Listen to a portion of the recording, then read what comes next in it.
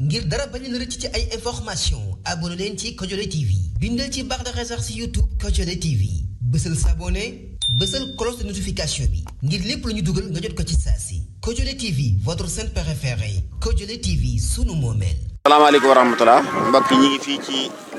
Rawdu Rayaahiin di commune di Thiel di toole Serigne Cheikhoum Serigne Abdou Khadir ñu jàkkaarloo na koo xam ne kenn la ci kër Serigne Abdou Khadir Serigne Alaaji Abdoulaye Mbaye Peex ay Mbaye Peex ñu ngi yaa ngi jàkkaarloo télévision bi di Kodiolé TV sunu moomeel. waaw Kodiolé day loolu loo war a def la Kodiolé loo war a def la xanaa sant rek Bousso sant njabootu Bousso bi yëpp ku fi ñëw ci tool yi yéen lañ ku dikk fekk leen fi ku demit da leen fi bàyyi kon lu fi waay jëf yéen la ko jëfal Cheikh Abdou Khadir mi tax nag mi waral bokk gi ak ànd bi ngeen def ko yàlla na leen fay Serigne Cheikh gor sii ci biir kër gi